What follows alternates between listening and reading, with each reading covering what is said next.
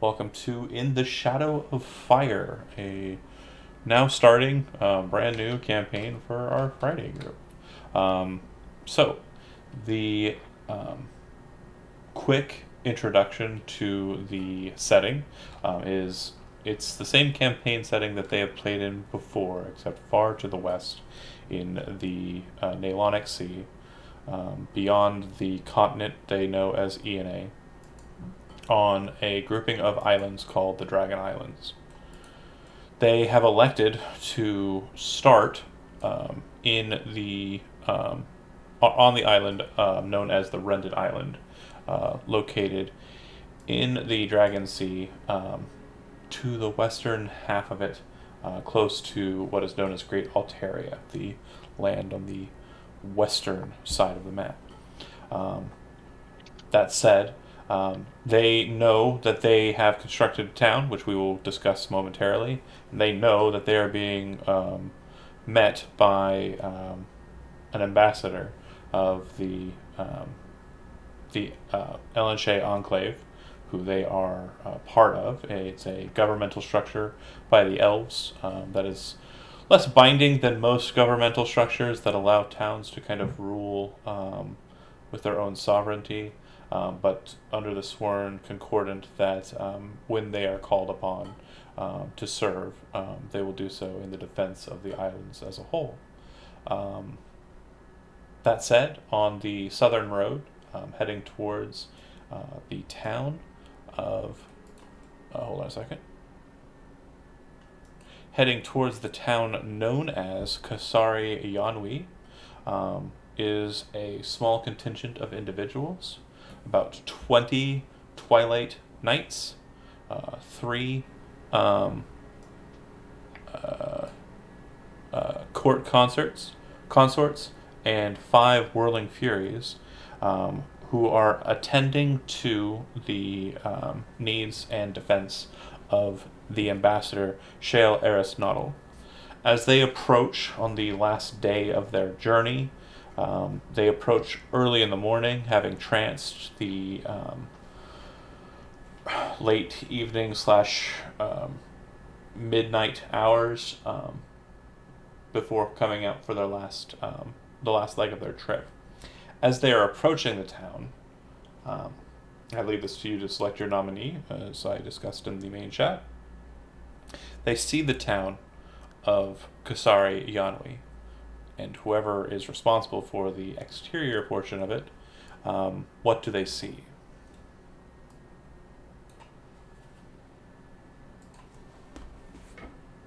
Sure. So from the outside, it depends on. I guess they're coming from the forest side of the town. Incorrect. So you So, should see oh the no, there's a road. It's like the orange and black road that got kind of it. leads up to it.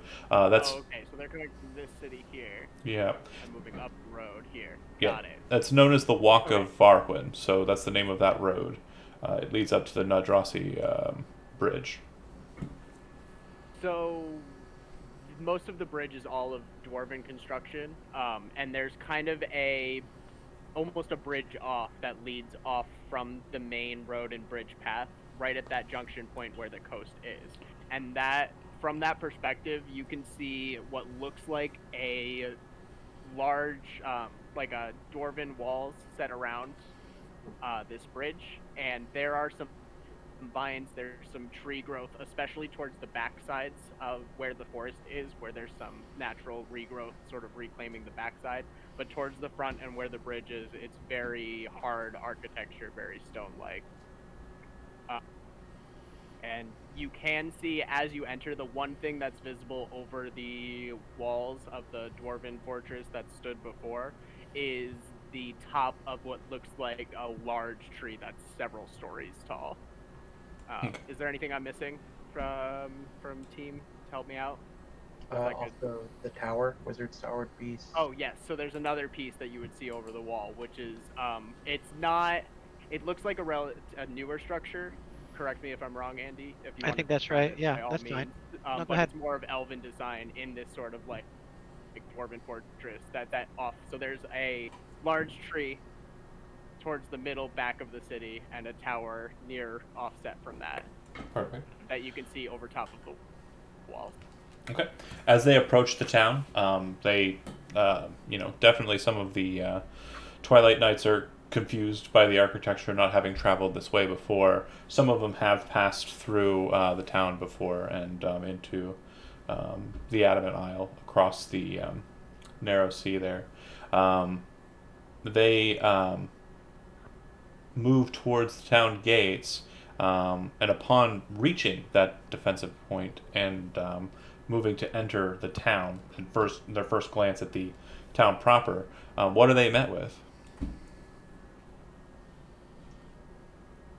Do you want me to keep going? I'll keep going. Yeah, you I did a prefer good to. job. Yeah, okay, yeah. I- So as they enter into the town, the one thing that changes, it's still a lot of the hard stone architecture, still a lot of that same like very rough exterior, but just past the gate, there's a big sort of color change. So there are these light fixtures that are set up into the walls all around this town that have sort of like stained glass like fixtures on the outside of them that are rotating a little bit that give this beautiful sort of swirling light that flows across the hard stone.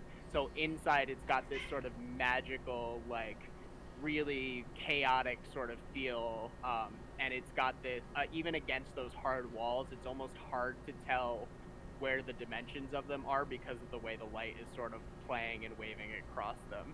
And the first thing that they would see in the courtyard is sort of the temple area.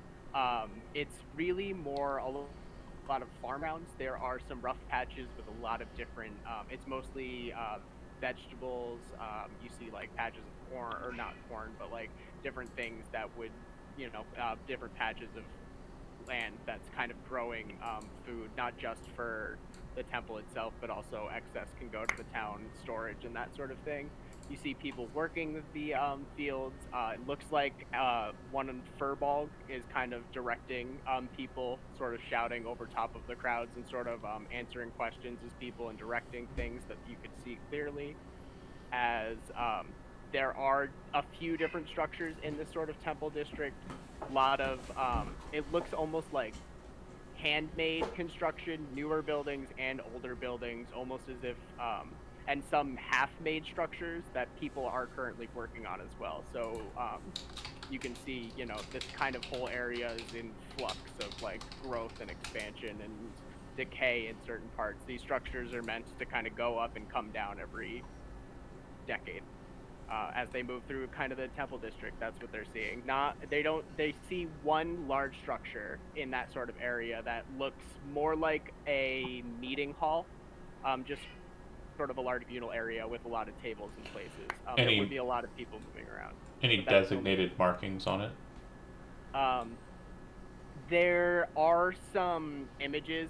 You see, I would say there's carvings of the different fair gods in the outside of it. There are a lot of different styles, if that makes sense. The most ornate of them being these like stained glass windows that are structured inside of the sort of meeting hall that are these beautiful scenes that you would know from like folk stories or images of these gods. But it doesn't seem there's also, some statues, there's some carvings of wood statues, all different sorts of artists are just sort of, it's an eclectic style because this place is very open to people exploring their creativity. Sounds good. If that makes sense. It doesn't look like the contingent is terribly focused on that, but the town guard would basically leave them untouched, presumably. From their contingent, a pair of consorts exit the retinue and move into the temple district proper and begin moving about freely there. And continuing on, the remaining portion of the retinue moves towards the heart of the town, where presumably the main thoroughfare, markets, what have you, would be present. And if somebody wants to cover it, or if it's the Zach show, I'm okay with it because he's doing a good job. But if you want to spread it out, I'd also admire that too. I did my piece. I covered the parts I needed to cover. If someone wants to take over, by all means. All right. This would also be the host of the establishment for the town as well. Yeah, I was wondering if Tim might want to take that since it's his area, sort of. Pitch in where I got something wrong from what we were discussing. But this being the heart of town, almost kind of direct center, there's a large market space where the buying of selling of wares, just the day to day, different shops and stalls and what have you. Almost like the road kind of envelops around it. It splits off going two separate ways, and it's like in the center. And then off to one of the sides, you would have standing a story above all the other buildings around would have a slightly larger building, probably which would be the Monster Hunters Guild. With probably outside, you would have car sort of artwork of like mounted beast heads or whatnot, just sort of signifying, or carvings, I would say, wood carvings of like beast heads on the side of the doors, double doors, kind of signifying, what it's there to do. Um, and yeah, also the kind of the trippy lighting from the glass lighting that's throughout the town is continues on there as well, creating this ambiance. And I would say it's probably bustling at this point since the town's recently been doing fairly well.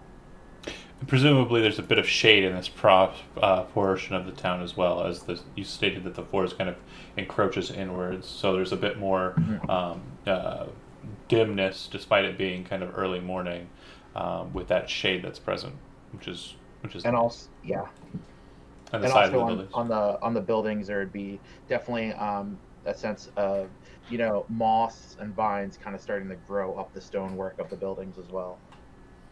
Very good. The retinue continues moving. It does look like half of the Twilight Knights, half of the 20, stop here and meander about. And the rest of the retinue continues onwards, moving towards the main keep of the town, very directly, which, if I understand correctly, is not too far afield from where the tower is located. Correct. Yeah. Yeah. That said, they move directly towards the keep with no concern. What does the keep look like from the outside? What does the tower look like just nearby? And what's going on around the keep proper? I could do the tower real quick, Matt, and then you can do the Yep. cube. That's what I was so thinking. it's a smallish tower, set close to the woods. It's a large tree, and I would imagine that like branches are circling around it to give it like a circular effect, even to the top where it seems like has a pointed top. There are vines and branches that are also circling around, maybe little areas with windows or even balconies at the top. So very natural looking. Kind of like knot holes, but instead of growing around like Right. a bit of dead tree, they grow around the glass. Mm-hmm. Very Mm-hmm. cool. All right. So the tower kind of looms present. The keep walls, however, also loom. And what do they look like, Matt? So the keep walls, it's mostly like very sort of. Well, I should say the walls are, I would probably say, are still in the dwarven fashion, so to speak, of the keep, but the keep itself is seemingly hewn from well, not like designed from a large tree, Okay. which is the large tree that they saw on the outside. There is a bit of a mixture of the dwarven in there in terms of just like some of the paving is made out of carved stone, but for the most part, it is a larger natural building. In terms of what's going on outside, there's just some little bit of bustle and activity of last-minute preparations being done and making sure that everything is in place as the retinue approaches. Upon entering into the walls and moving towards the keep's building proper, the Twilight Knights split at this point, forming two small bands of three and one band of four. The band of four moves with the lady, um,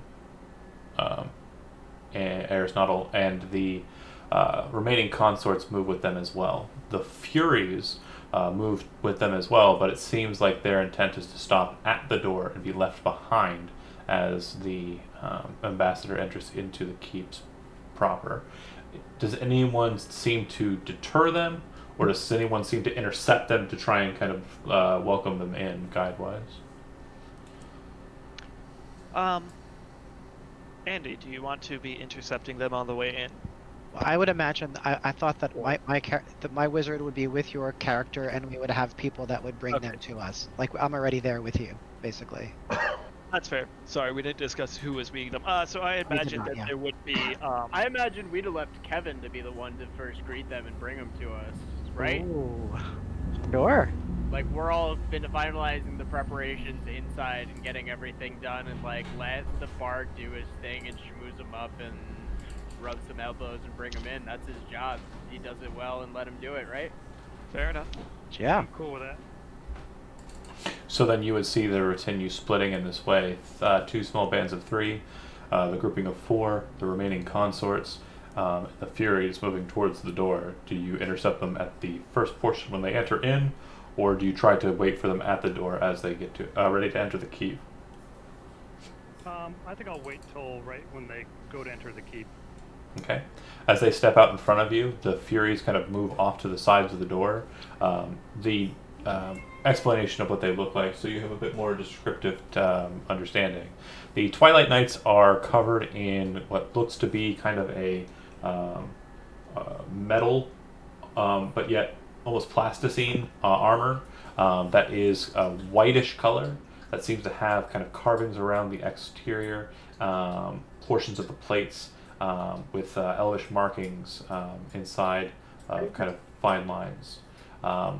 The helmets they wear kind of cover most of their face, very much in kind of like a Spartan kind of ideal, kind of just the eyes and a little bit of the mouth is uncovered from the faces. They all have shields, which are kite shields. The kite shields have spikes on the bottom, very noticeably long, drawn-out knife-like spikes on the bottom. Being a bard, you'd be familiar with the tale. Typically, an elvish battle line of Twilight Knights will slam shields down, draw swords, and attack from behind the shields, using the defensive point of the shield in engagements of combat, only withdrawing the shields to pull back battle lines.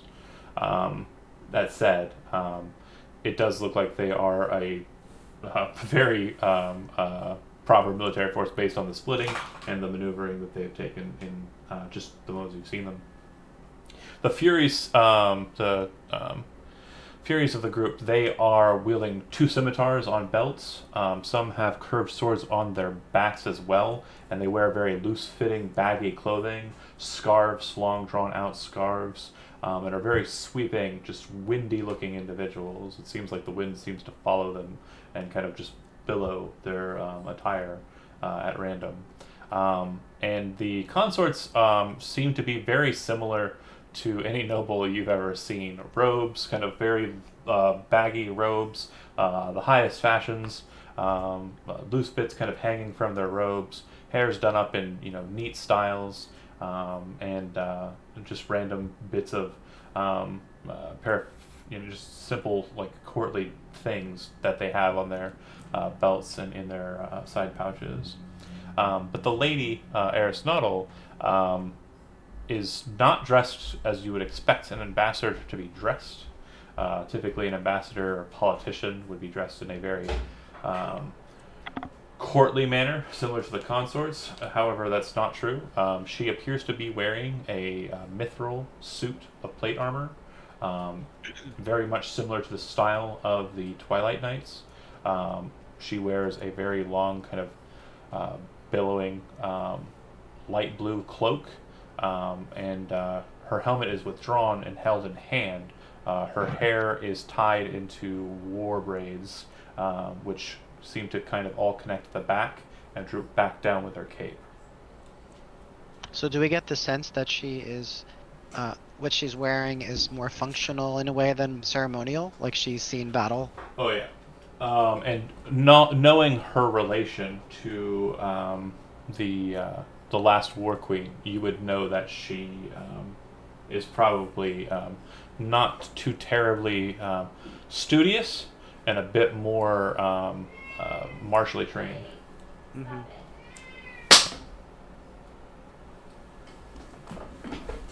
to know. And that's what you see approaching you, Kevin. All right. What I would do then is, by the way, I'm wearing like fine elven clothes, like clothes I would wear in the court. But I added a little flair to them, so they're a little bit more kind of like a entertainer-like, because I plan on playing later this evening. So, but I would basically make a big flourish of a bow, real low, and then I would hopefully catch the eye of what was her name? Aristotle? Her last name is Aristotle, and her first name would be Shale. Like with the L on the end? Yeah, Shale. And Shale. All right, so what I would do is then I would make a deep bow, and then I would lift up, and am I able to get close enough to her that I could actually take her hand? Based on the kind of formation, it is possible, but you are pretty sure grabbing someone as heavily armored as she is might be seen as an affront. Okay, that does not sound good. And so then what I would do is I would say, hello, my name is Lefon Stacy. She raises her hand as you're speaking, and she says, "Stasia Talou, correct?" Correct. I've heard of you. She kind of smiles a bit. Oh, and I, of course, have heard of you, my lady.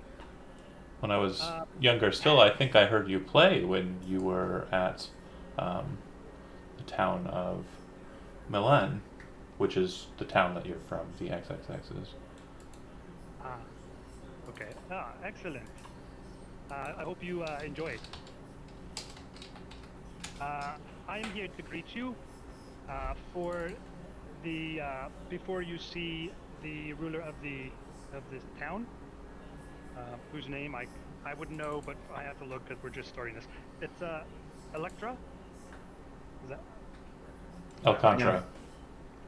So I hope your travels went well. Maybe Yeah, I noticed. Kevin, it's pronounced Alcantara. Oh, okay. Alcantara. But I don't want to hold you up.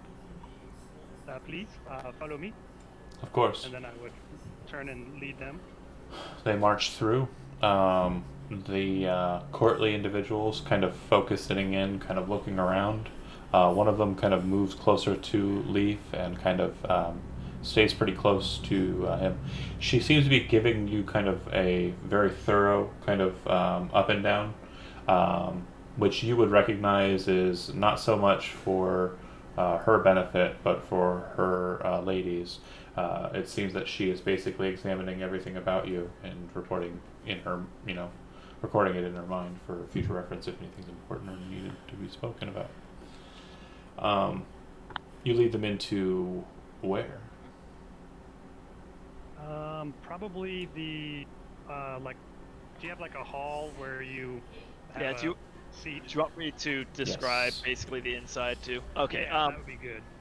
Yeah, so the inside of the keep, it's mostly made of like light and elegant woods.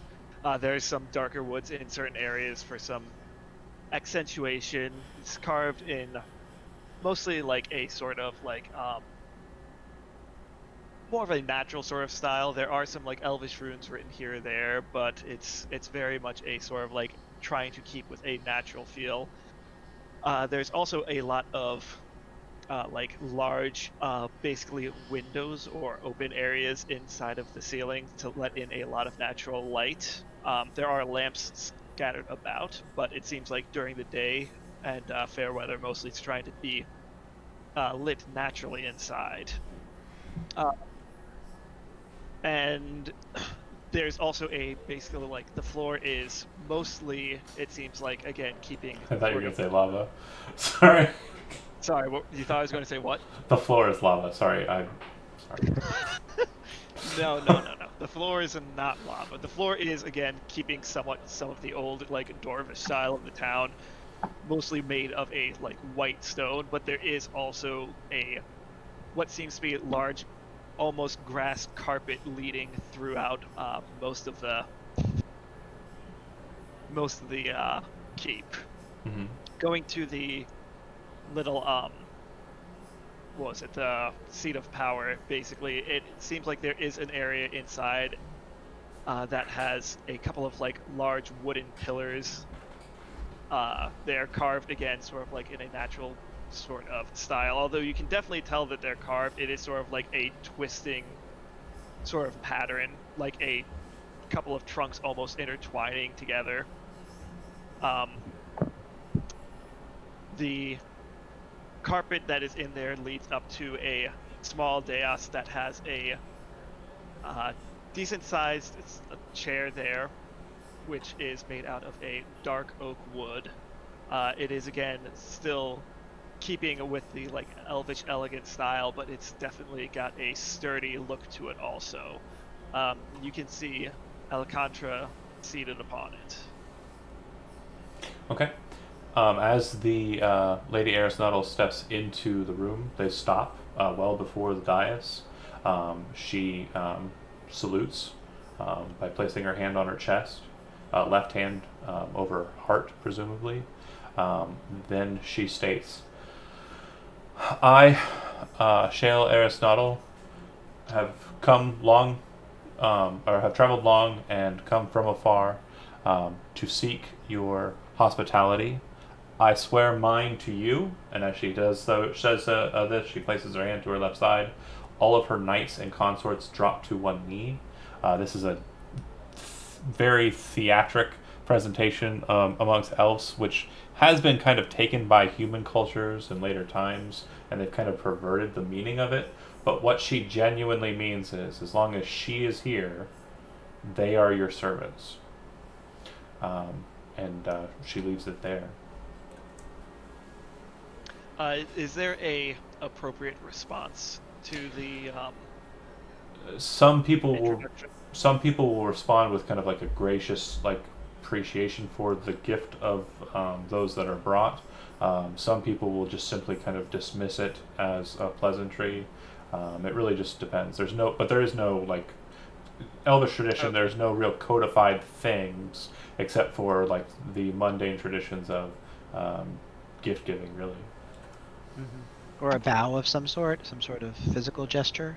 Well, yeah, I was thinking of Alcantara would probably then do a like a curtsy bow sort of thing and say, "Your gift of service is received well." She Please. gestures to her attendants.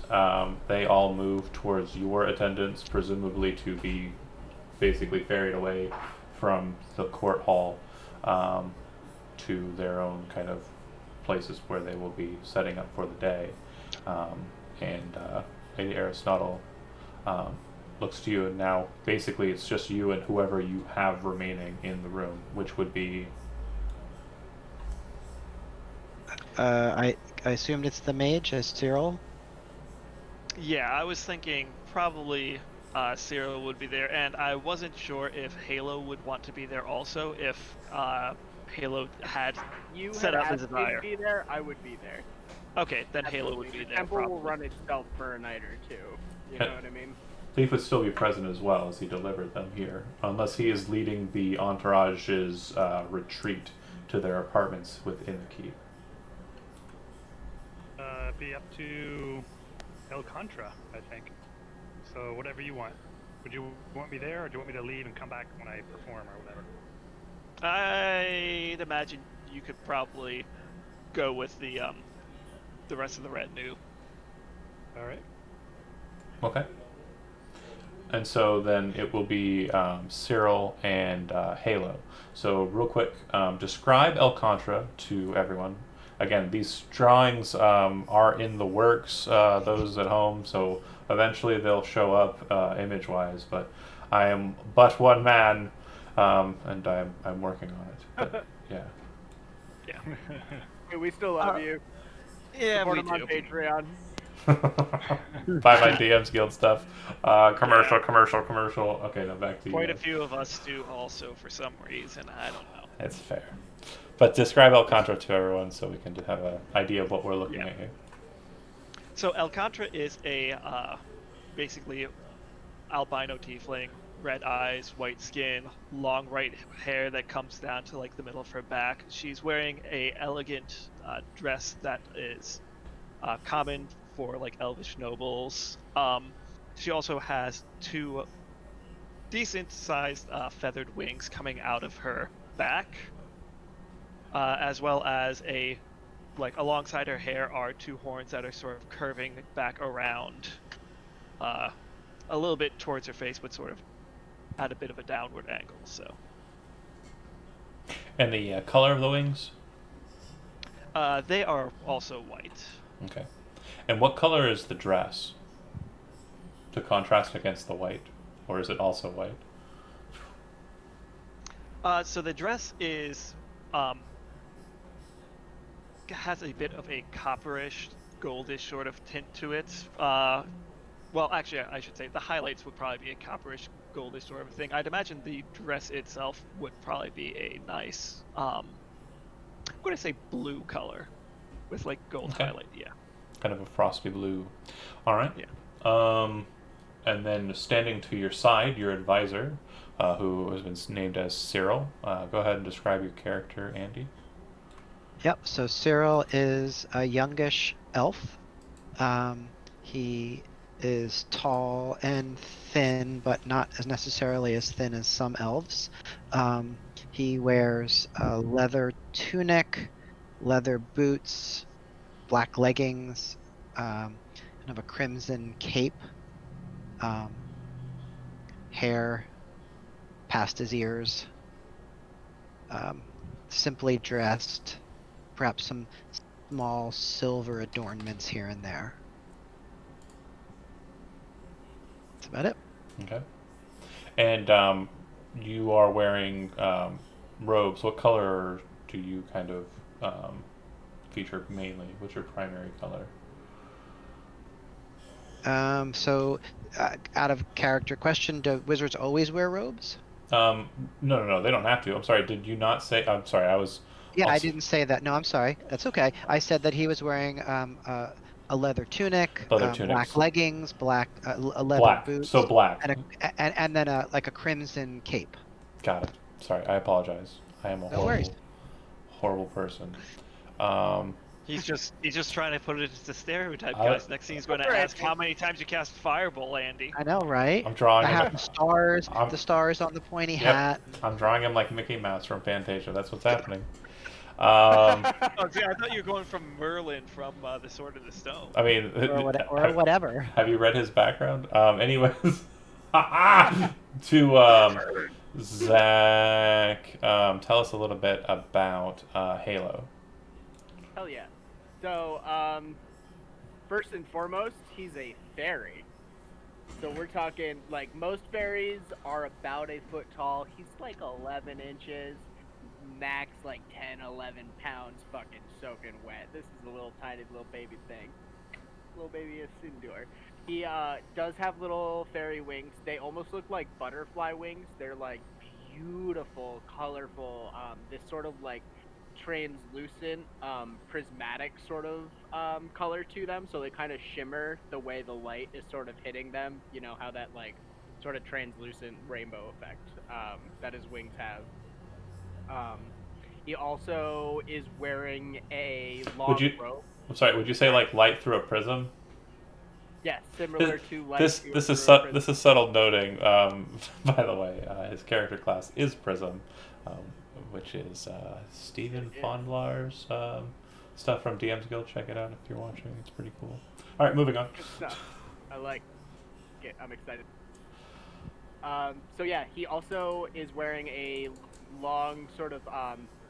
It's not a very colorful robe. It's almost a white. It's a white color, but the way the light sort of shines off, different like sort of rainbow colors can be seen through it. Like it's got this sort of shimmer around it that's super cool and super colorful and like shiny. So it's a little distracting when you kind of like almost like the light is kind of glowing off of it in this sort of like blue sort of fashion with wings coming off the back of it. He can float, just hover sort of in the air, and the hood is usually pulled up over his head where you can see over his sort of really angular face, there's just a little part of a jewel engraved as kind of sticking out. Okay. And are you sitting anywhere in particular, or just kind of I hovering? imagine he's kind of floating over the other shoulder. So wherever Andy is kind of like standing next to the seat, and like he's kind of floating around, like just So sort like of leather clad, blood red cloak, Frankfurter on one side, and then like holy good glowing angel on the other side. Okay, all right, I get it. yeah, yeah. It's not subtle. Fair. All right, leaning into the shadow. That's good, Andy. That's good. I just realized it too. Go evil can't get turned evil. That's a smart move. All right, I'm done. Oh man, John's just Just beaming so hard. It was also correction. Vorpal Dice Press is the name of the people who released the Prism Quest. But yeah, check it out. I'll post a link somewhere. But yeah, so Aristotle, she now left alone with you three, kind of looks up to the lady of the house with kind of a concerned look and says, "You do know what is to come, correct?"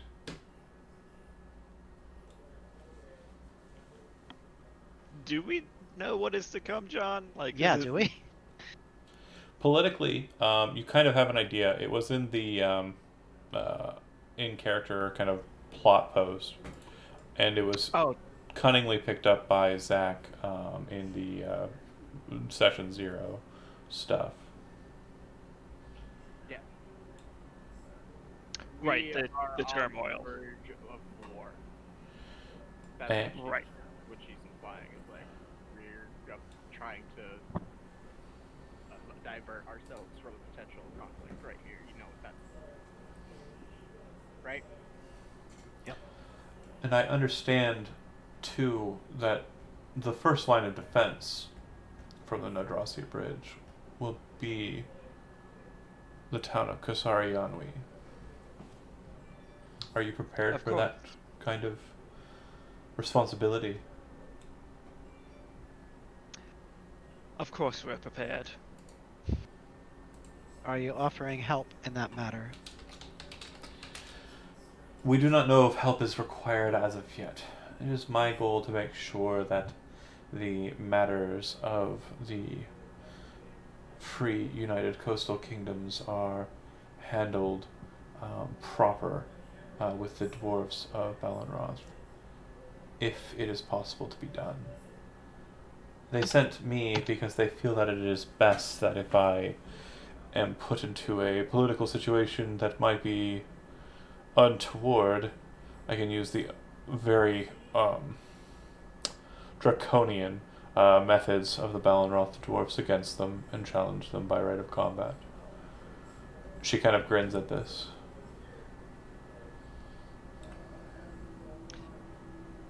Well, of course we would hope that it wouldn't come to that at all.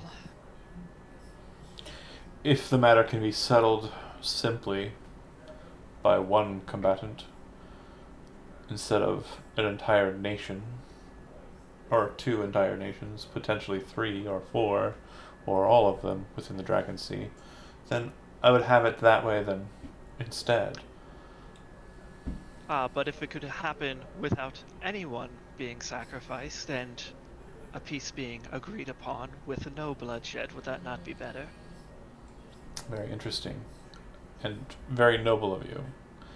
It was what I expected, but many of the council were uncertain of your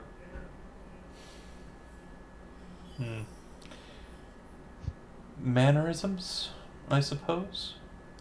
I wish to spend the day with you and yours to learn a bit more about how you would lead and what you would do if the dwarves were to come across the Nadrasi Bridge.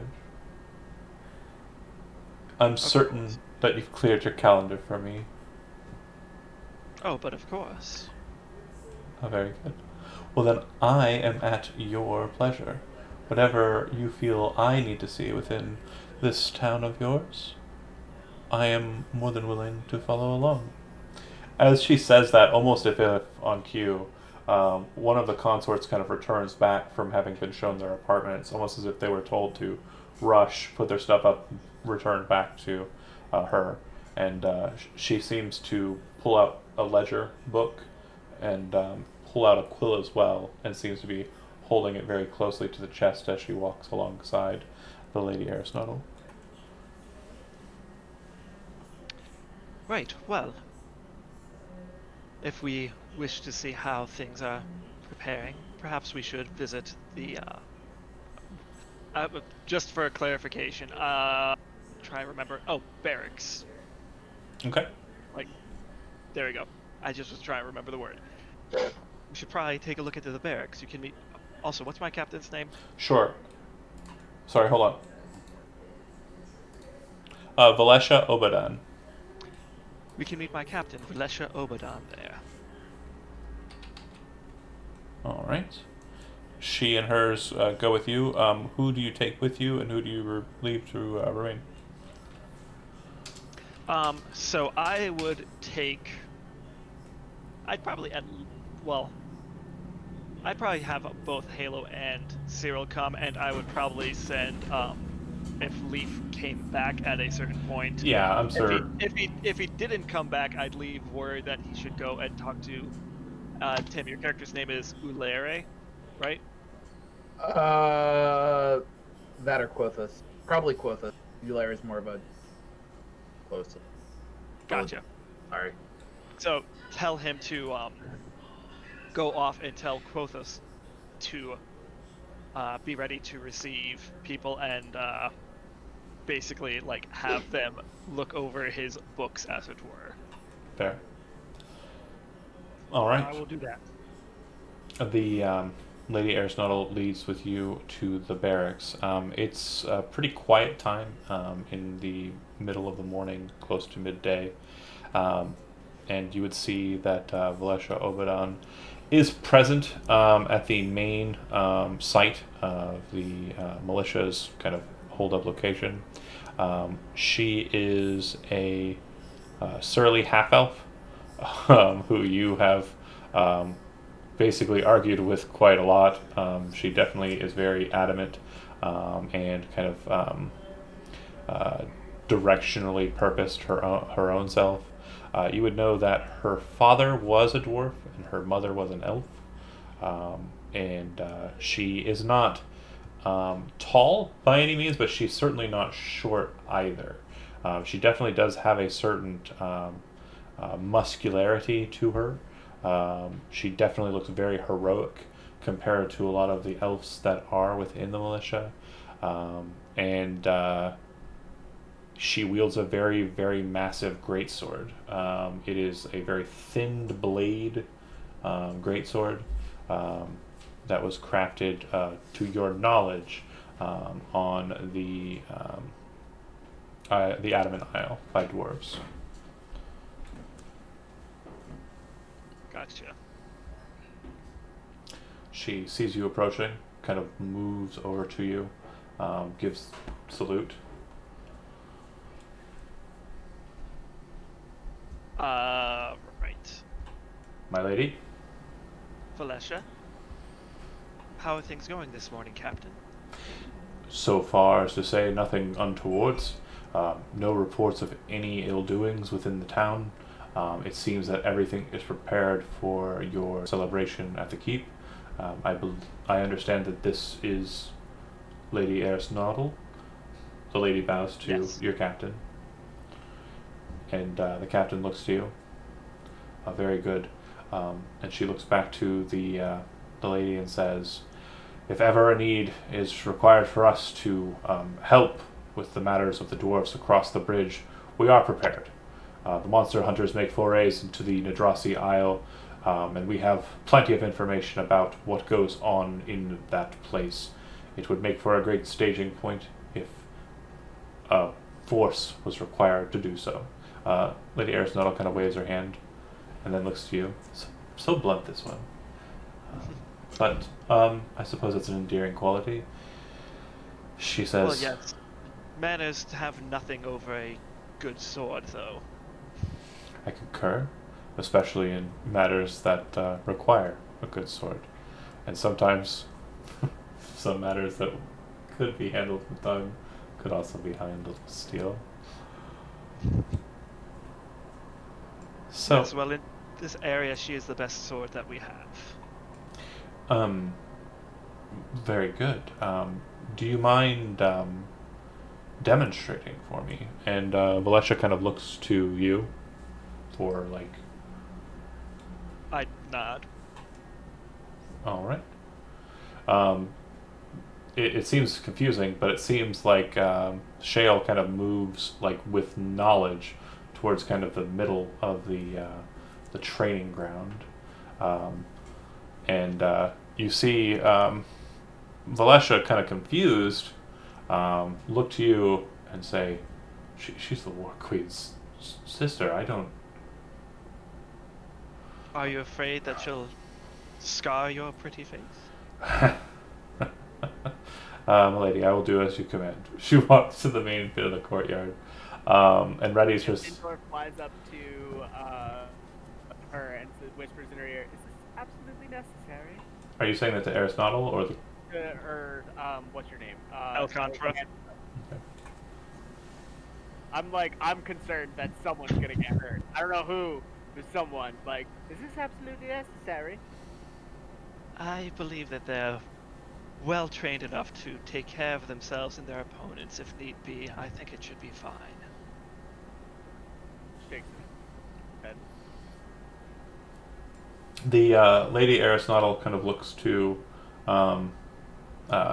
Valesha after moving towards the practice sword wall and pulling a blunted blade and kind of moving it out into the foray.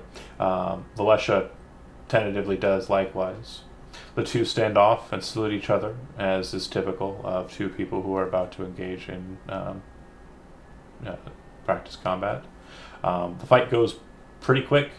You very quickly watch the glorified Twilight Knight usurp Valesha's position and hit her under the wrists, knocking her tourney blade or knocking her practice blade aside and slamming it down into the dirt nearby or grass nearby.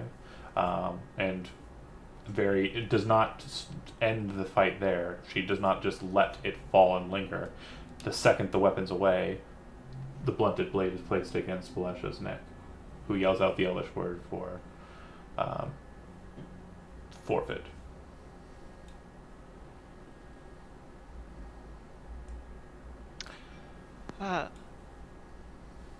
Valesha, you should not hold back so much when facing someone of such a noble and high position.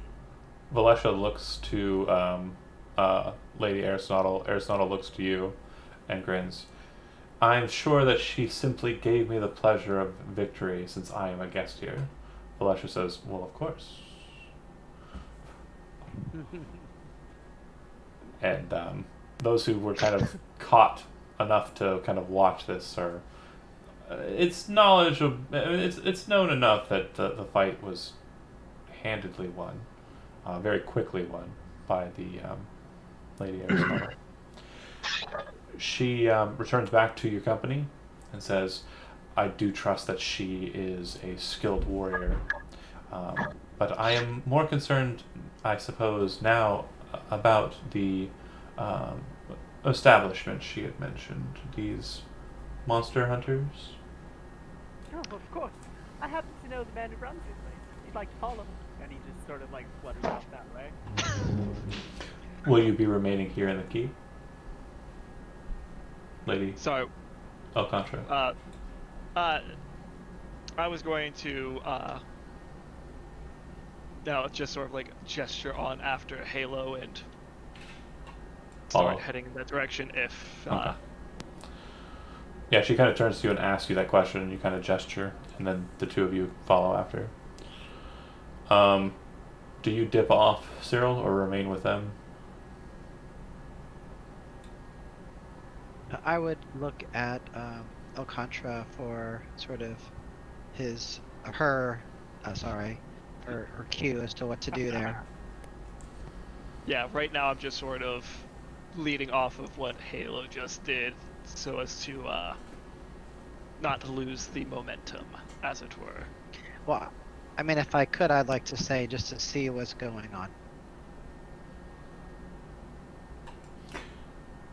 What do you So mean? I would stay nearby. Yeah. Stay with us. Okay, cool. Yeah. All right. Yeah. So the group of you all leave the keep. Her retinue remains in tow, or remains in the keep. Her consort remains in tow. It does seem several notes have been taken. If you've ever worked a job where you have a supervisor that's directly over you, like if you've ever worked in food or retail, this is literally what it feels like the consort is doing. It seems like they're grading you or something to that effect. Whereas Aristotle might be like, district manager type who is just cockily kind of pointing out all of the flaws, but not outwardly saying that they are flaws. Right. I also probably, when we would have left, would have seen if there could have been like a few guards go with us or whatnot, just as we travel through the streets. She says to you, "Do you have a fear of someone attacking us out in the streets?" No, not particularly, but it's always good to just have a good man on hand in case it's necessary. She looks back over your shoulder to Valesha. "Captain," and she kind of looks over, kind of still rubbing her wrists. "Huh? Why not your captain of the watch then?" Well, of course, if she wishes to. I wasn't sure if she was busy with certain affairs this morning, but are you free, Valesha? "If you will it, milady." Of course. All right. The lot of you continue on. She does put her real sword, onto her back, and the lot of you travel into the town proper. As you make your way to the establishment, you sent Leaf ahead to enter the establishment. We haven't described the interior of the establishment, so we'll go ahead and do so now. I believe it is Tim's, so feel free to tell us what it's like inside. Yeah. So the establishment kind of serves as an area for like the hunters that come through can meet, socialize a bit. There's sort of like a small kind of almost serves as like a tavern part of it. That eat, drink. But as you first enter in, there's kind of like this front desk with behind there's and to the side of it there's like kind of a poster with the open orders for whatever task might be at hand. Go say, oh, I want to go hunt that thing, and bring it. And then at the front desk, elf Kaylin there to greet you. And if you ever had a request that you wanted to submit to the guild, or you came to say, hey, I'm going after this one, she would be the contact for that. Kind of manning the bar area and kind of like keeping people's spirits high, or the Fenfir, another elf, and then up the onto the behind the desk, be a set of stairs leading up to the second floor, and up there would be office. But yeah, kind of like the table spotted. There would be like probably a chimney fireplace in one of the back walls. Kind of an area kind of left open for if any Very bards wanted to ever come and entertain the hunters, or after hearing stories, I don't know. So basically, the main establishment, the main portion of the establishment is kind of an open-ended room where people can kind of lounge and linger about if they are entering into the place, with a desk where an attendant basically receives any sightings of monsters and also dispatches monster hunters from that position to go and deal with any monsters. And then you'd basically in that same kind of communication is the other elf, the outreach individual, Fenfir, right? Yeah, and he's like, he'll be the one too that like, I mean, if things were, he'd be, for instance, like knowing that people are coming to town too, he might be the more front-facing person too, as far as like, hey, like making sure to greet you at the door. If that's like for more Gotcha. fanfare type. Almost like a barker, but kind of like an explainer of what the services are. And I'm assuming the services pretty much are if someone out and about sees a monster, they put out a bounty for it, or they cite it, and then the Monster Hunters Guild puts out a bounty for it.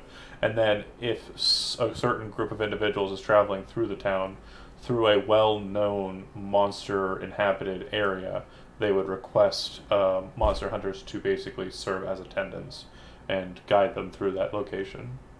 Right? Mm-hmm. Yeah. Cool. Leaf arrives. Hey, you know what?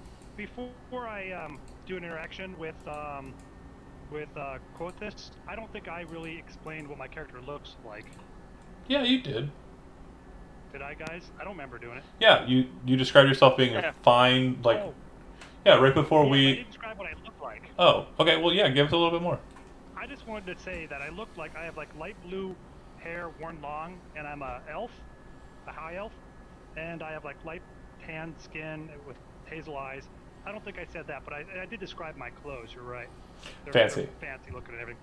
But do you want to describe your character before I just go on and do stuff, Tim? Oh, sure. When you first see Quothus, he's about, I said 5'8", kind of like average-ish height, slight of build.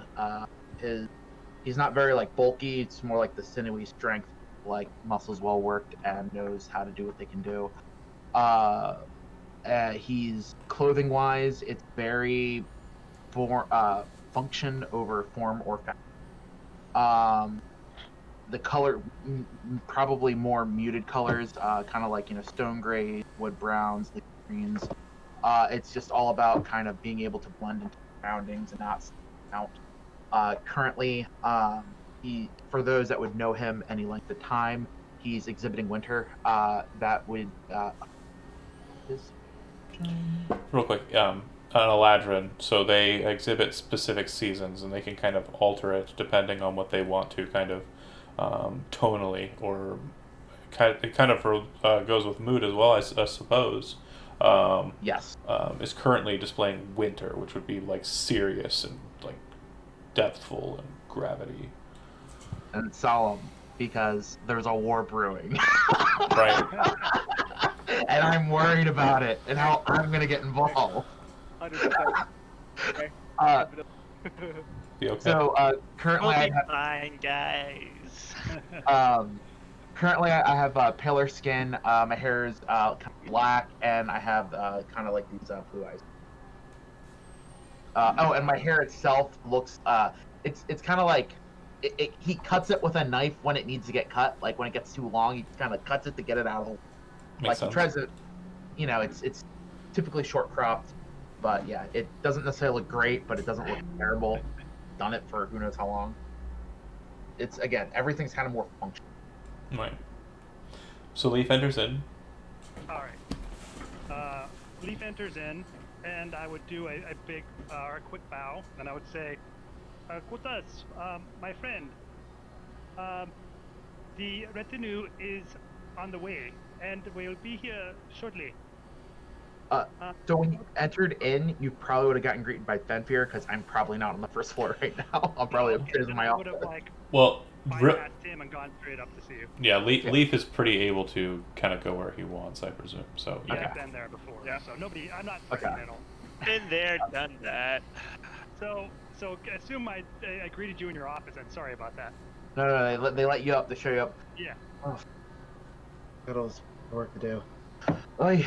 All right, what do they expect of me? What do I gotta do? What do I gotta get ready? My friend, Let Fenfear greet him. I don't have to deal with it. I will greet them, but I recommend you get your books ready. I believe they're going to look at them to figure out the strength that can be obtained, from this establishment. Oh, so they're not looking to dig a hole out of my arse. All right. Well, No, I do not think so. all He right. doesn't think so, but That could be what they're doing. All right, You I'll look try. so tense. Where should I play a song?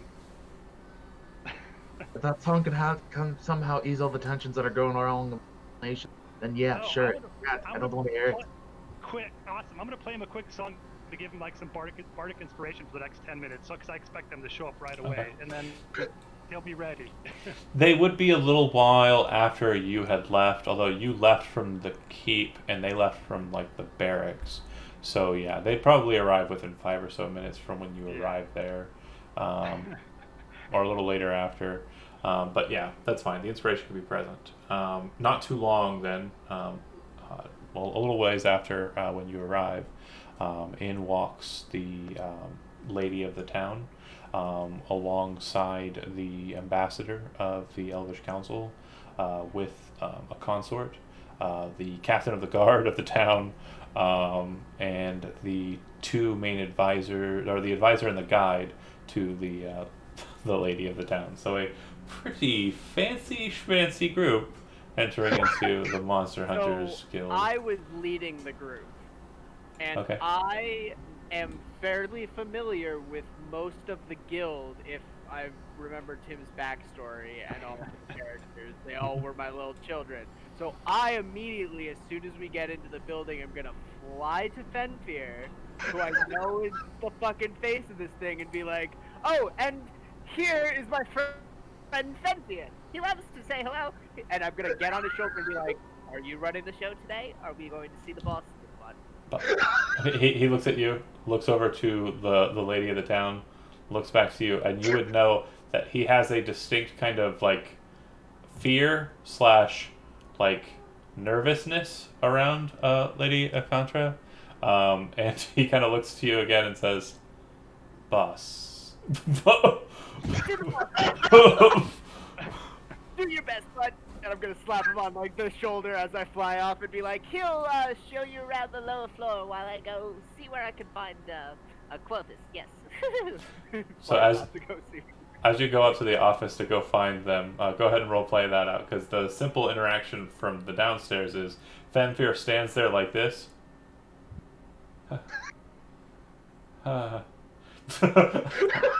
And will nervously speak when spoken to, but he seems to be trying to avoid Lady Alcantra's gaze and kind of steer clear of that situation. Yeah, I bust into his office. I imagine he's alone at that point, or no, you're still with Leaf. yes. Yeah. So I bust into the office with the two of you. It's like, "You left him alone at the ambassador. It's a woman. Why would you? Why?" Why? How are we gonna get out of this? I mean, what the fuck am I paying for? Oi, I relied on him because we're friends. Hurry! Hey, fly back in the room. Why? Hurry! If that chair doesn't have wheels, we need to get you a chair with wheels. Maybe Kayla needs to take over for him. She probably is better at it. She doesn't have no fear of women. Oh, that boy. The conversation we should definitely have, but not now. Hurry! All right. Leaf said they're looking for to go over the records of who we have and what's the staff and what we handle. Just come talk to her. She'll be fine. All right. And like, as you walked into, like, the music kind of helped, but still, I'm kind of like, I've been kind of nervous, sweating a bit, like maybe starting to get a little greasy look because I'm just like worried. Oh gosh, bigwigs. He's got flop sweat, guys. So No. it's like the manager of the chain, the district manager, and the Yeah, dude. Fucking Jan has come from fucking Okay, Norway, yeah, New go for York. it. Unannounced. Guys, fucking Oh, this Jan's is- come for an inspection, and we're all fumbling our way through it.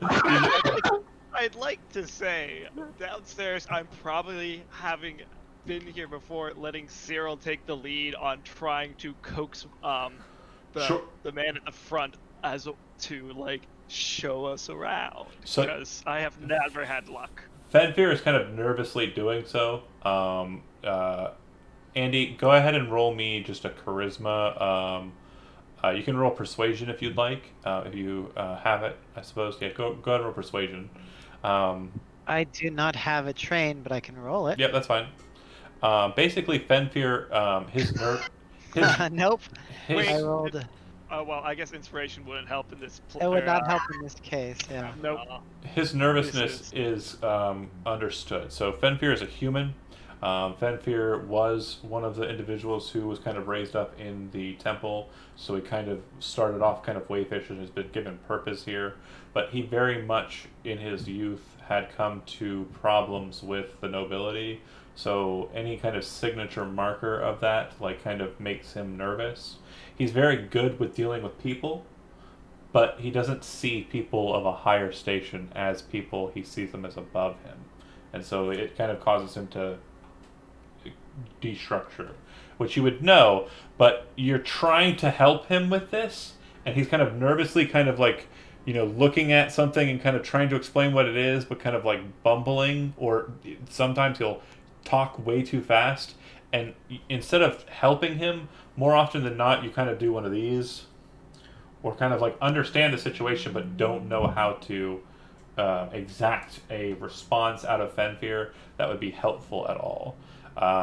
And as this is happening, down from the steps comes, I presume, Leaf, and also Kothis. And as we come down the stairs, I imagine I'm flying first. And I said, "Oh yes, just the man I spoke of. He's Quothus, and the ambassador. Say hello." I have heard of you. Your establishment has regained some of its notoriety from before, and your services are well known. It is my understanding that you are something of an expert of the Nadrasi Island. Is that correct? Well, I've been around here, I guess. Tell me, what do you know of the schism? And you're drawing a blank, and you should be drawing a blank, because I am just always thinking on you. Don't presume you know anything. That face is canon. The face that Tim The face that you made is canon. Not that much. Would any of us know anything about it? Nobody present except for maybe one of you. And the person who knows it knows it. No, absolutely not you. She says, have you ever encountered them before?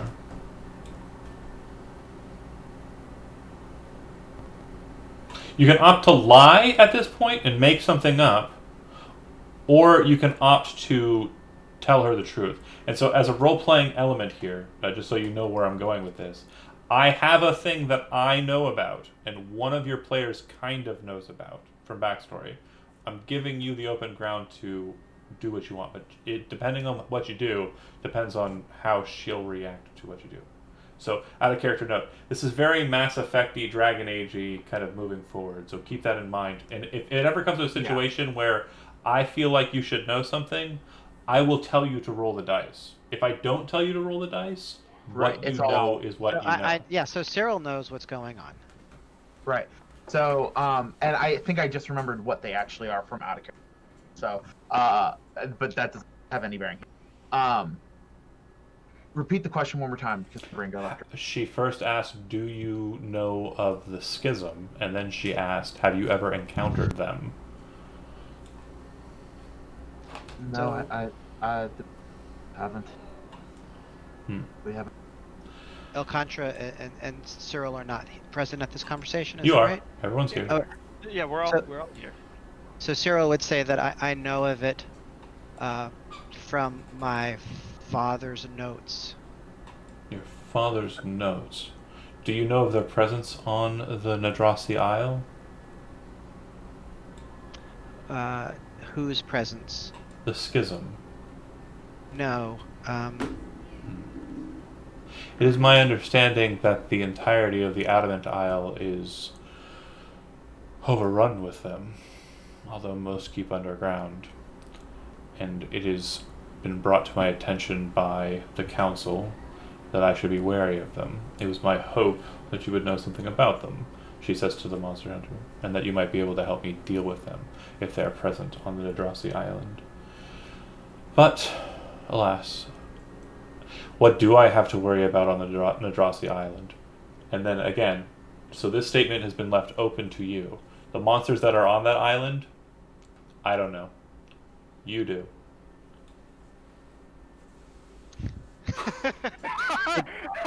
That's They're an all- even better basement again. Ready for Totally this. canon. They're just kobolds, Tim. Just kobolds.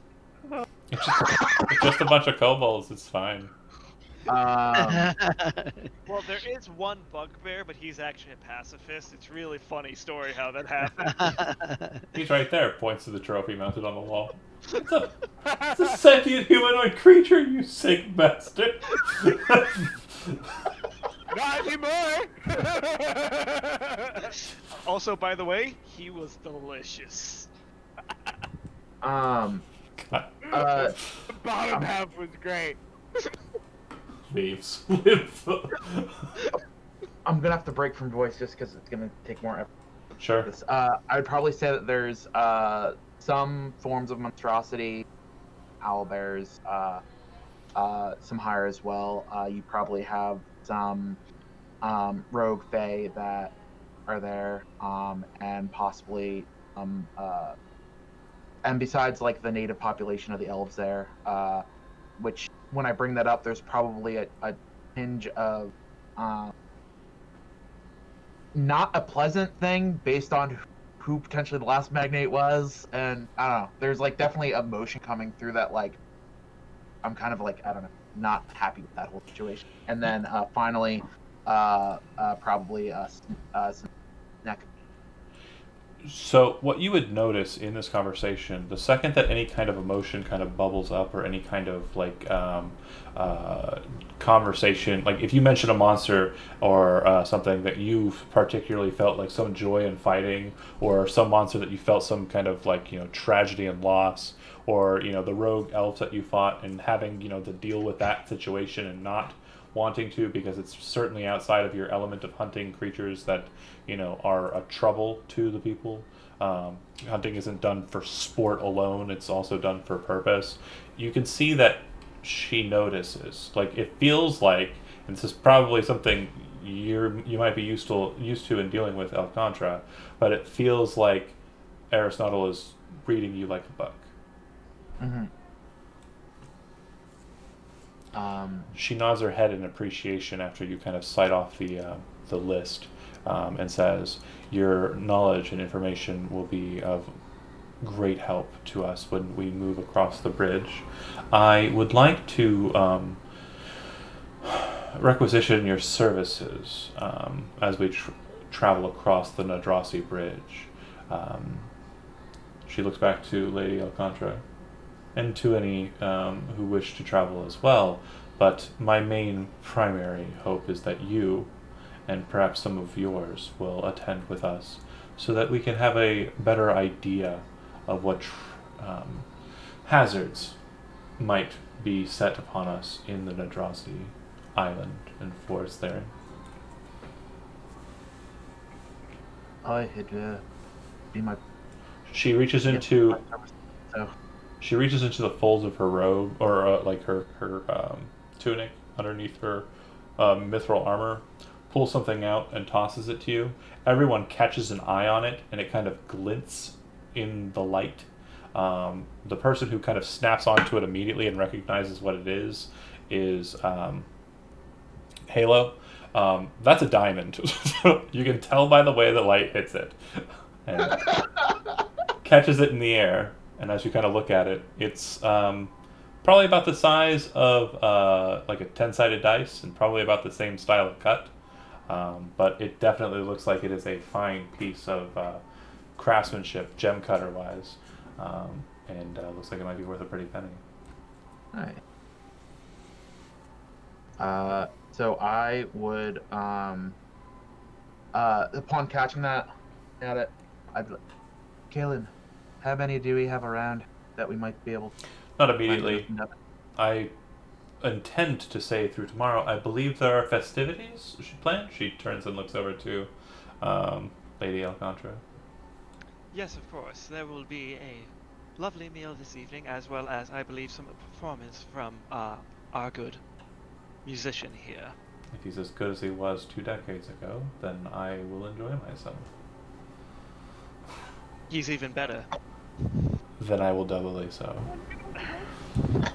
I praise, my lady. She kind of nods to. I'm still getting used to the names too. Quothus, and if That's everyone would in the bottom there just do the thing that Kevin has done, that'd be great. But she turns to Alcantara and kind of gestures towards the door as if she's prepared to make her retreat from this establishment. Right. So I would definitely make sure that we head out and head back towards the keep. I assume that is the direction that she is intending to go. Okay. As she exits the establishment and kind of begins to move with you, the thing that kind of catches you off guard immediately is 10 Twilight Knights move to her as if like magnetized to her in formation and begin moving with you as a group, as if they just came out of the crowd and just snapped onto her. One of them kind of leans in closely and whispers something, steps back and folds into the formation as another one takes his spot and moves in and whispers something as well. It seems that they're speaking Sylvan, and if you can speak Sylvan, Alcantara, you would be able to understand what they're saying to her as they lean in and whisper to her. I believe that Sylvan is the other language that I took. Let me just double check that. Yes, Sylvan is the other language I took. You hear them kind of reporting to her, stating, it seems that the guild does great service for this town and is benevolent, not in a word, I'm trying to think, not evil, but pointed again. Corrupt, that's the one. Corrupt, villainous. Yeah, villainous, and it seems like they're all kind of reporting to that, and also stating that the market seems to be on the up and up. It has a number of vendors who have small amounts of the metal we desire, and we have purchased it for you. Right, I would wait till she's done getting the report and then say, I know this town may not be as large as any that you're used to, but I hope that it at least seems to have met your approval. It has been quite a deal getting it into the state that it's been in. We have had quite a few problems in the past, but I believe we have a bright future coming our way. You are your proximity to an entire other nation, and your closeness to the Narrow Sea does keep you at a position to deal with matters that are probably upending in a lot of regards. I hold nothing against you, and I actually enjoy the features of this town. It seems that the craftsmanship of the dwarves has not been thrown away or discarded or destroyed. You've just simply improved upon it. And to that, I can only say that this inclusion of the older styles is heartwarming to me. Yes, well, it has taken much work, but it seems like it was worthwhile. It definitely does give it a bit of a lovely taste in the mouth, as it were. If nothing else, it is unique. Not many towns are such a blend. You returned with Lady Aristotle back to the keep. She breaks from you and states that she would like to don something more appropriate for a party, less Of course. to the road, and she will basically, with the consort that she sent away first, Leaf, you would know that that consort was the one who set up her room and was asked you when you were passing out the rooms which one would be Lady Aristotle's. So she goes to her room, and her consorts kind of move into the main halls of the chamber and kind of start milling about. It looks like each of the consorts has a number of Twilight Knights in tow. The 10 Twilight Knights that returned with her back from the market area remain in the courtyard with the 6 that split off. So 16 in for, or there are 4 Twilight Knights inside, and there are 16 outside. Right. Also, John, I'm sorry, this is just me having not had my notes prepared. What was her name again? Just so I have it written down. Shale, Shael, and then Aristnodel, Erristnodel. E-R-I-S. Erristnodel. Cool. Thank you. All right. What would you like to do while she's preparing? You're pretty certain that bath, proper cleansing, readying of garments, and basically preparing herself will probably take the better part of an hour, if not 2. Right. I'm figuring in the time that I have before, like, I have to go off and prepare, I'm just going to check up on probably 1 or 2 things. I might see if dang it, where's my notes? Did Velesh return with us back? Valesha returned with us back to the keep. She would have came with you until you dismissed her. Right. So I would probably just want to see if there was anything that was like, if there's anything else that she had to report. If not, then It has send been her on her way. very quiet. We have made sure that the preparations for the celebration have been made. It seems that everything is ready for it, and if you are wishing to perform any types of parade or promenade throughout the town again, we will be more ready. Perfect. If that is the case, then I shall leave you to return to your duties. She bows her head lightly and exits. Right. Also, as a side note, Andy, did you see what I'd written in the... In general? Well, in general, with regards to that idea of like some sort of thing, like gift to present in the evening or whatnot. Mm-hmm. So you think that sounds like I'd probably, like, because I figure would it be customary, John, for such a thing to be presented to someone passing through the town? Yeah, it can be. Okay. Let me discuss Elvish gift giving, because it sounds like you are interested in the concept. I'm figuring again, like, Alcantara would know this sort of stuff. So. Sure, and I definitely I was hoping that the question would be inquired about. So typically, gift giving in Elvish tradition, in my campaign setting, is pretty straight line, simple. When you give someone a gift, the goal of the gift being given is to kind of give the gift with the recipient in mind. You're wanting to give them something that they will feel is either going to be useful or aesthetic. If it's a useful item, you want it to be useful towards something that is coming up, not so much generally useful. You never want to just be like, here's a broom because you're a cleaner. That's not a good gift. But if you're like, oh, you are going to become a cleaner, then a broom might be a good gift. But that's a really bad example. But yeah, you get my meaning. So my idea of giving some sort of like sword to this person would probably be fall into that category. It could. It does seem that she does have armaments already, though, so it might be seen as... Yeah, I was thinking more of a decorative side sort of things, not as much as a useful one, just sort of like like something you could stick to. Is there something that would... I'm sorry, is there something that would help with any negotiations with the dwarves? Fair. But I was going to say, another thing that might help you with the gift-giving process is, not only should it be meaningful for the gift giver, but it should be something of note and of kind of worth to the gift givee, the one who's giving. I think I got my terms mixed up.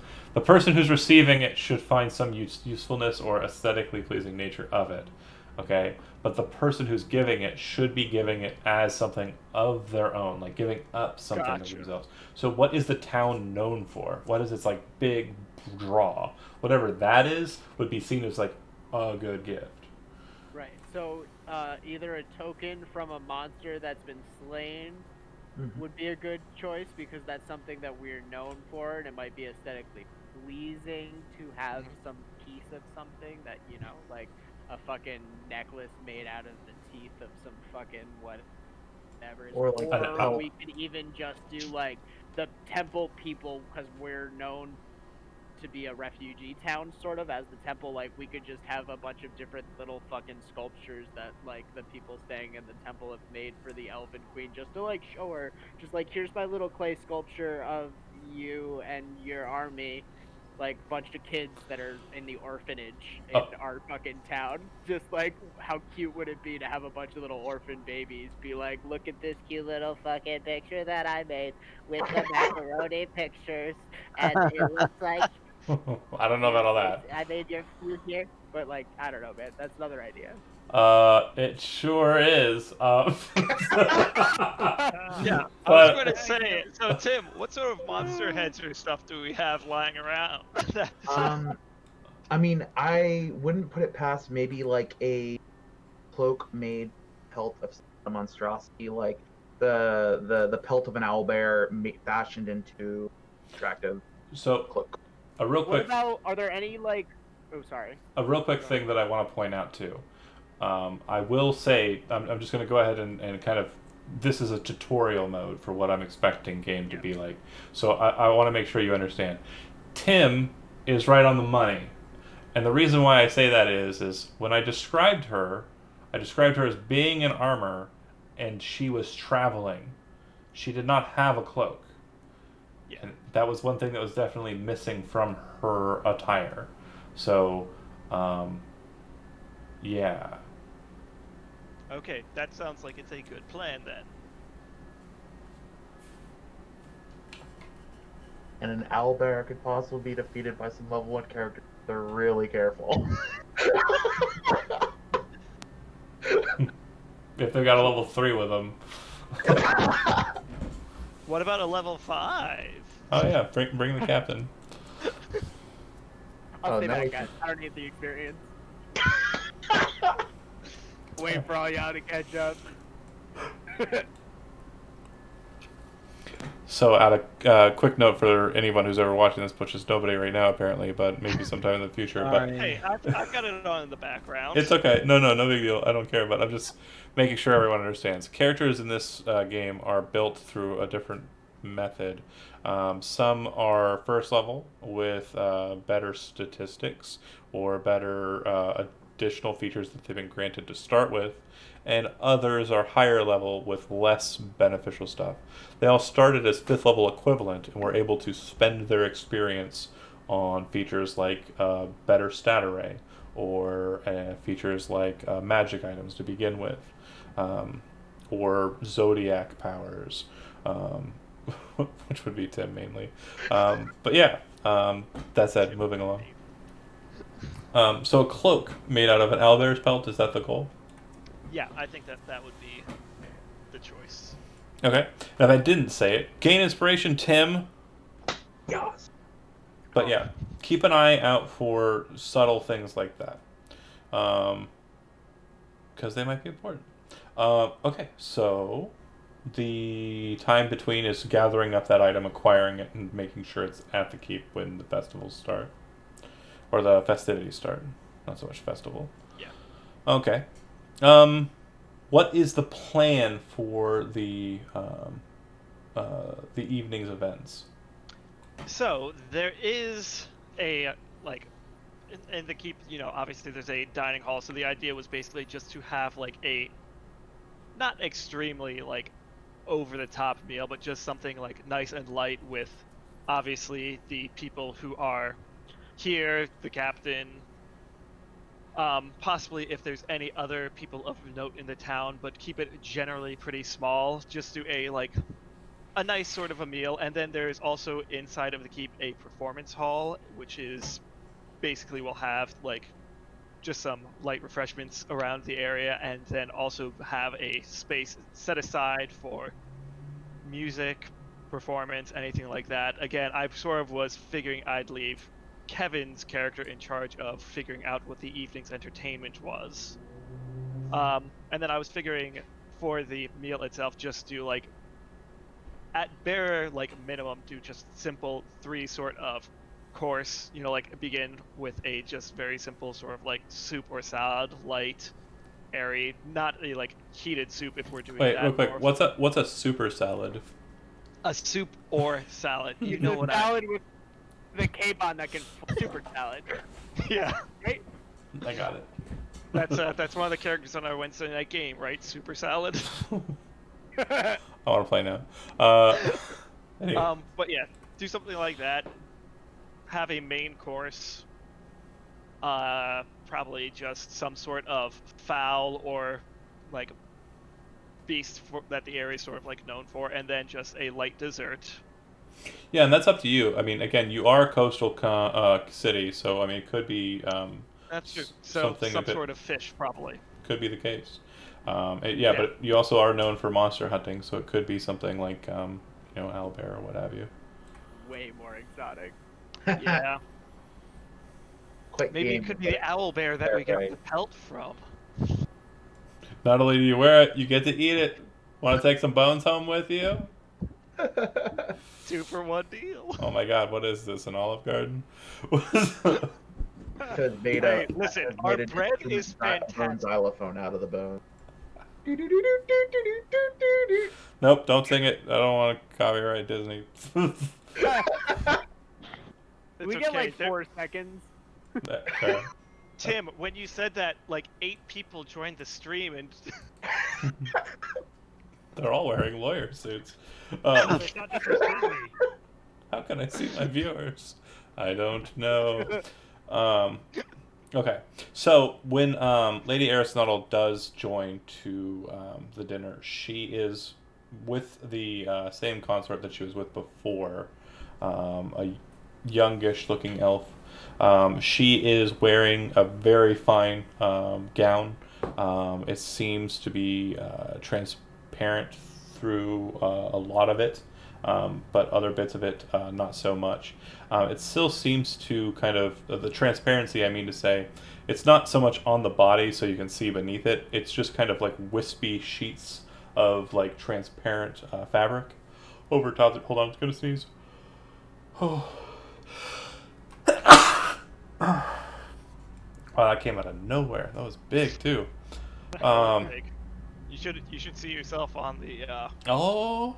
Twitch stream. Wait, let's see. Hold on. It's 10 You're seconds. a meme now. Hold on. Maybe I'm gonna see it coming. It's gonna be a redundancy, so it'll just be me eternally watching myself. Oh no. Yeah, it'll be I'm watching me watch me now, so I can't. Anyway. You missed it. It's a lot. Dang you, technology!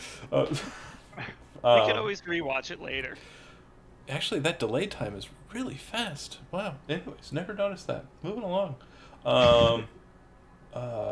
She looks gorgeous. Most of the coloring that she has to her is kind of a reddish in tone, which to most of you will kind of denote a summer leaning. So, as you are aware, Eladrin kind of seasonally focused. The fair gods, the primary ones, focus on the seasons of the year. So typically, fashion is kind of relayed in a very seasonal mentality. She wears kind of bright, middle of the summer kind of reds, and the wispy kind of see-through materials. Outer garments are kind of a pinkish hue. But she goes through the process of the evening, and basically to kind of relay this through, she doesn't have much more to say. The pleasantries that are being performed here, specifically the owlbear cloak, if it's granted out, if you want to roleplay through that process, we can. And we can certainly roleplay through the dinner as well. But what I mean to say here is for this first day, most of what I had planned is done. But if you wish to, we can go through any other parts of it that you'd like to do. I mean, I doubt we need to go through the entire dinner unless anyone has any particular inquiries of note. The way to apologies, let me just cut in real quick. The way to think of this is if there's like a specific scene in your mind as to what would happen during the dinner or after party events, whatever. If there's any specific moment that you can think of that you want to role play out, I mean, definitely throw it out there. But if not, we can just say that the night went swimmingly based on your lead up to it, and move on from there. Could No. I ask? Go ahead. I'll I had help you. something too. Oh, I'll go after you guys. Go ahead. You guys go Go ahead, first. Zach. You first, Zach. I was just gonna say the only thing I wanted to mention was like if over the course of the meal you would note that Halo doesn't eat meat. Like that's the only like for character reasons Sure. why like you just note like he made there you're like it's served to him, it's put in front of him, not gonna touch it. Like just for all of you 5 here to know as far as his character goes. That's A the couple of only the thing I- consorts are similarly minded, so you will note that as well. So yeah, it's there are some who are more predatorily minded in Elvish society, and others not so much. So it's yeah. Yeah, and there's Well, no yeah. question from the fucking priest sitting at the table watching you rip meat out of their fucking bones, but like just he doesn't Right. Yeah. partake. I was going to say there'd also probably be like other stuff there for people of that leaning. Right. You know. He said Right. He said super salad, so I suppose that's what you're eating. Yeah. Super salad. Got this Kevin, do you have something to say? Do you have Massive. something, Kevin? You want me to go first?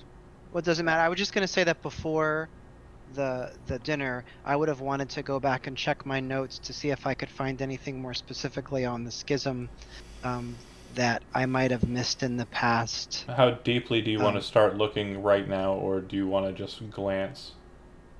So I would want to do like there wasn't much time before the dinner, at least an hour or two. 2, Right? probably closer to 2. Yeah, so but then I would definitely be interested in maybe afterwards, late into the night, looking at the notes, trying to see what I can suss out. Well, Maybe things I wouldn't have paid attention to in the past, because I would assume that it's partially my father and grandfather's library as well. fair. Okay. Go ahead and make me a charisma saving throw. Really? You can do it.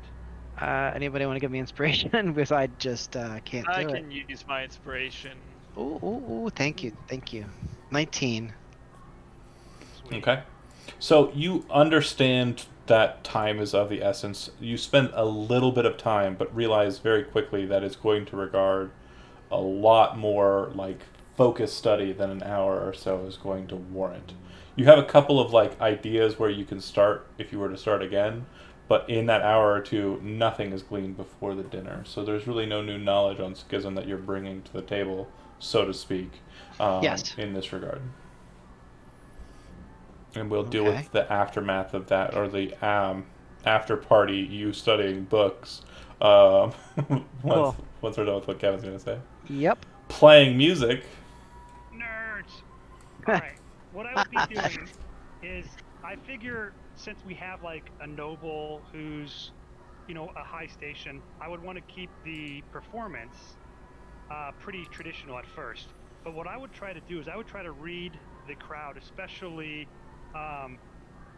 Eris Nodal, and try to see if toward the end I could actually get her to get up and dance. I don't know if elves spontaneously dance at parties, but in my thought they would, because they like music they and would. everything. So what that's I'm gonna my ha- goal. what I'm gonna have you do Dance.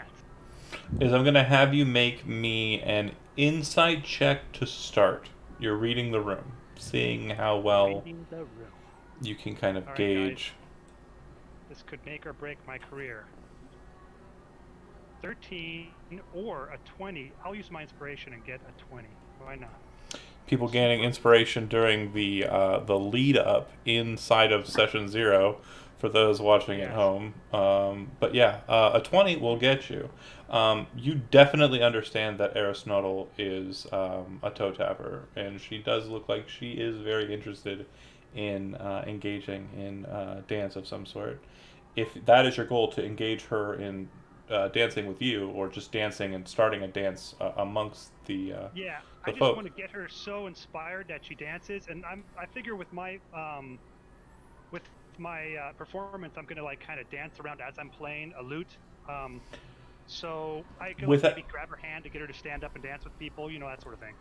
well, without getting her so much into it, other people Right. start spontaneously dancing. Some of your own court, some of the Cool. people from the road, and everyone but Aristotle and kind of your group, if that's what you are, if you want to be a wallflower. But if you want to go ahead and make a persuasion check to see if you can convince her to come out onto the dance floor with you. All right. This is this is the important. Yeah. A 20. It's not a natural 20, but it's a total of a 20. She does. And last but not least, last check in the row, go ahead and make a performance check to see how well you dance. Guys, Oh, I hate boy. to say this, but I'm winning D&D right now. You're Don't doing step on her Oh, toes. he's going to get a 1. you're doing pretty good. No, Oh! 24! All right, He has swept her off her feet. a very elegant dance is performed therein. You pass off the requirements of your music playing to kind of the attendants of the keep. A couple of them seem to have some skill in the music, but there is a noticeable downshift at the skill level. But they're just holding the beat for you. And for a few rounds of the music, you dance with Lady Aristotle. She is very happy at the end of it. She definitely feels like you kept pace with her, and she definitely was a rigorous partner. Probably one of the uh, more skilled dancers that you've ever danced with, to be completely honest. So you definitely had a fun time as well. But the two of you kind of sit down after a fashion. You can sit with her and spend some time talking, or you can go back to making it cool for everybody else if you want. If she would spend a little bit of time talking to me, but I would basically just tell her how she honored me by dancing and making music is what comes from my heart, and it's art, and I'm so happy that she was happy, that sort of thing. Well, and like I said, I saw you in Mullane some dozens or so years ago, well before the problems we've been having with my sister, and it brought me back to a better time. So I thank you, and no thanks from you is required. You have done me a service in this. And she kind of gives you a look of, happiness and appreciation. You are very welcome. If it is your pleasure, I would like to travel with you and Kothas and his retinue that travels with you. And I could play for you then too. If you mean to do so as a member of my consort, I would be happy to have you. All right, now, guys. Okay, as a Sorry. consort. Okay. Consort just means someone who follows her around and takes notes. But this would be like a temporary thing. Is that what she means? Would I understand that? Any one of the consorts that's with her is free to go whenever they want. Elves are not bound by laws. Their normal alignment is chaotic good. That would be my pleasure. That's And why. I would, That's why this bow whole and try town to seems like kiss it's her hand. being run by a bunch of hippies. Sorry. I love it. I'm 100% on board. I love this I'm not town. a hippie. I'm just being a turd. Okay, so anyways. Guys should have Like chosen Farhan. Great Altaria. No. If anything, I'm Richard Nixon. Anyways. I'm not a liar. Andy, you said you had something to do after. Does anybody have anything else they want to do during the course of the party? No? Yes? Nothing in particular, just, Okay. think what was described is For throwing a banger of a party, gain a current bonus to your influence of 1, ruler Elcontra. Nice. Spirit of one. Kevin.